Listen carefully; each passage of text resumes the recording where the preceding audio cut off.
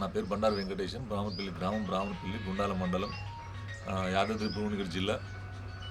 మా ఎమ్మెల్యే గారు బి లైలయ్య గారు, మా జిల్లా అధ్యక్షుడు అన్నం సంజయ్ రెడ్డి గారు, మా మినిస్టర్ కోమటిరెడ్డి వెంకటరెడ్డి గారు.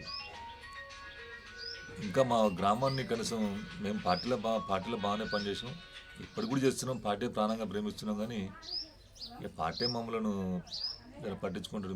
ఇప్పుడు లోకల్లో కూడా అధికారికంగా కూడా కనీసం పార్టీ కార్యక్రమాలు అయినా కూడా ఇబ్బందులు ఉన్నాయి. ఎందుకంటే ఏమైనా మా పార్టీ ఇప్పుడు గెలిచిందనే చూసుకుని పోతురు, కానీ ఎక్కడ ఏ కార్యకర్త ఉండు, ఏ కార్యకర్త పనిచేసిండు, రేపు ఏ కార్యకర్త జెండా పట్టుకొని పనిచేస్తాడనే ఒక్క ఆలోచన కూడా పార్టీ చేస్తలే. ఏమైనా శంకుస్థాపనలు అవి చేసిపోతురు, కానీ ఊళ్ళల్లో ఎవరు ఎంతమంది కార్యకర్తలు, ఎంతమంది రేపు టైం వస్తే మళ్ళీ జెండా పడతారు అని ఆలోచన చేస్తలేదు పార్టీ కూడా. అది దాన్ని కొద్దిగా పార్టీ దృష్టిలో పెట్టుకొని ఏ ఊర్లో ఎవరెవరు ఉండో దాన్ని కొద్దిగా ఆలోచించి డెవలప్ చేసుకుంటే బాగుంటుంది పార్టీని కూడా అని మేము ఆలోచన. అట్లానే సార్, కాంగ్రెస్ పార్టీ అధికారంలోనే ప్రజాపాలన పెట్టింది, దానిపైన ప్రజల స్పందన ఏ విధంగా ఉన్నది? ఎదురు చూస్తున్నాను ఇంకా కొద్దిగా. ఇప్పుడు ఎందుకంటే రేషన్ కార్డులు ముఖ్యం, రేషన్ కార్డులు ఇవ్వలే, ఇండ్లు ఇవ్వలే. ఈ రేషన్ కార్డులు ఇండ్ల గురించి అయితే ప్రజలు సరే పింఛన్ల పక్క పెట్టినా ప్రజలైతే ఈ రెండింటి మీద బాగా ఫోకస్ పెట్టారు. రేషన్ కార్డు ప్రతి ఒక్క ఇంటికి కావాలి కాబట్టి ఆ రేషన్ కార్డు, ఆరోగ్యశ్రీ ఇవన్నీ కావాలి కాబట్టి ప్రతి వాళ్ళు ఏమైంది అనే ఆలోచనలు ఉన్నారు. ఇంకా కూడా ఇప్పటికి 6 నెలల పైన అవుతుండే ఏమైంది ఇంతవరకు ఏం లేదనే ఆలోచనలు ఉన్నారు. అట్లానే సార్, కాంగ్రెస్ పార్టీ 6 గ్యారెంటీలు పెట్టింది, ఈ 6 గ్యారెంటీలపై ప్రజల స్పందన ఏ విధంగా? ప్రజలలో బాగానే ఉందన్న, కాకపోతే అంటే కొంతమంది ఆలోచన చేస్తూ ఏం చేస్తున్నారంటే ఇంకా ఇప్పుడు ఎమ్మటే ఒకసారి చేయాలంటే ఎవరికైనా సాధ్యపడదని ఆలోచన కాడికి వచ్చేసి, కాకపోతే చాలా ఇచ్చిర్రు పథకాలు కాబట్టి కొద్దిగా లేట్ అయితేనే ఆలోచనలు ఉన్నారు, కానీ ఇంకా చేయాలి చాలా. ఇప్పుడు 6 గ్యారెంటీలు కూడా కొన్ని కాలే కాబట్టి అవి కూడా చేస్తే బాగుంటుంది.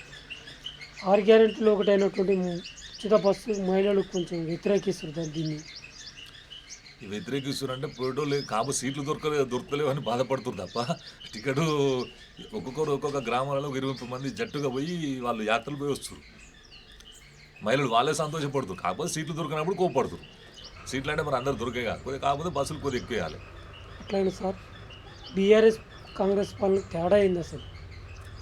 బీఆర్ఎస్ అంటే అది ఆయన షూపుడప్ చేసుకుపోయాడు. కాంగ్రెస్ ప్రజలలో ఉంటుంది, ప్రజలలో చేస్తుంది. కాంగ్రెస్ ప్రజలలో ఉంటుంది, ప్రజలు వాళ్ళు ఏం చేశారు, బీఆర్ఎస్ వాళ్ళు ఒక్కరికే వినియోగపడ్డట్టు వాళ్ళు చేసేది. ఈ కాంగ్రెస్ ఏం చేస్తారంటే ప్రజలందరికీ లబ్ధి చేకూరాలనే ఉద్దేశంతో కాంగ్రెస్ పార్టీ చేస్తుంది. అట్లాగే సార్, గత పాలనలో ఈ గ్రామాన్ని ఎలా డెవలప్ చేసుకోరు? మేము కాంగ్రెస్లోనే ఎక్కువ డెవలప్ చేసినాం. సరే వీళ్ళు బీఆర్ఎస్ వచ్చినాక 5 years వచ్చినాక వాళ్ళంత పెద్దగా మాకేం అనిపించలేదు. కాకపోతే ఆ రోడ్లు, ఆ ఎన్ఆర్జీఎస్ రోడ్లు వచ్చినాయి కాబట్టి ఆ రోడ్లనే పోసారు తప్ప వేరే ఇంకేం లేదు. అలాగే సార్, గత పాలనలో ఇందిరమిండ్లు ఎన్ని వచ్చినాయి, మొన్న బీఆర్ఎస్ పాలనలో డబుల్ బెడ్రూమ్ మీ గ్రామానికి ఎన్ని ఇచ్చారు సార్? ఇందిరమిండ్లు కనీసం 200 ఇండ్ల దాకా తీసుకోరు ఇక్కడ. ఏది అప్పుడు రాజశేఖర రెడ్డి పాలన ఇట్లా, రాజశేఖర రెడ్డి కింద పాలన 200 ఇండ్ల దాకా వచ్చినాయి. ఇప్పుడు ఒక ఇల్లు కూడా రాలే. ఆ లాస్ట్లో పాపం వాళ్ళకు సర్టిఫికెట్లు ఇచ్చారు, కలెక్టర్ గారు ఇచ్చారని చెప్పి వచ్చినాయని చెప్పి ఇచ్చారు. ఆ ఇండ్లు ఇస్తే వాళ్ళు కట్టుకురు ఇప్పుడు వాళ్ళు అగమకి వచ్చారంగా ఒక 5 ఇండ్లు మాకు వచ్చినాయి. ధనాదాన్ని పాపం వాళ్ళు వస్తాయి డబ్బులు అనుకుని కడితే ఇంతవరకు వాళ్ళకు ఏది లేదు. ఇక దాన్ని కూడా మేము మా ఎమ్మెల్యే గారి దృష్టికి తీసుకుపోతాం. ఎందుకంటే పేదోళ్ళు కట్టుకోరు కాబట్టి వాళ్ళకి బిల్లు వచ్చేటట్టు సరే మరి సార్ని మనం అడగాలి, ఎమ్మెల్యే గారిని అడిగితే మనం మరి సాయం చేస్తాడో దానివల్ల ఎట్లడో చూడాలి. అలాగే సార్, స్థానిక ఎన్నికల పైన మీరు మీ గ్రామ ప్రజలకు, మండల ప్రజలకు మీరు ఎలాంటి సూచనలు ఇస్తారు? స్థానిక ఎన్నికలు అంటే ఈ డబ్బు తీసుకోకుండా ప్రతి ఒక్కరు ఓటేస్తే చాలా బాగుంటుంది. డబ్బు తీసుకోకుండా వేస్తే అంటే సరే ఆ న్యాయం చేసేటువంటి ఎవడు పని చేస్తాడో వానికి డబ్బులు తీసుకోకుండా ఓటేసి మనం నిలదీస్తే బాగుంటుందని ఆలోచన మాది. ఎవరైతే అభివృద్ధి చేయగలుగుతారో వాళ్ళకి డబ్బులు తీసుకోకుండా వేయాలని నా కోరిక. ఒక అధిష్టానం మిమ్మల్ని సర్పంచ్గా గుర్తిస్తే మీరు సర్పంచ్గా చేస్తారా? చేస్తే మీ గ్రామానికి ఎలాంటి అభివృద్ధి కార్యక్రమాలు చేస్తారు? సార్ అధిష్టానం టికెట్ ఇస్తే ఖచ్చితంగా చేస్తాం.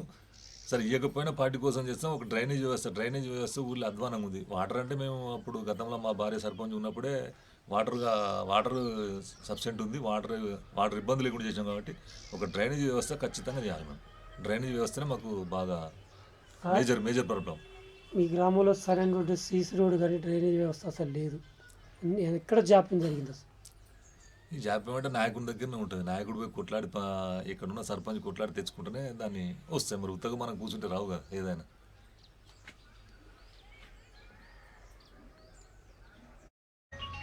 బండారు వెంకటేశం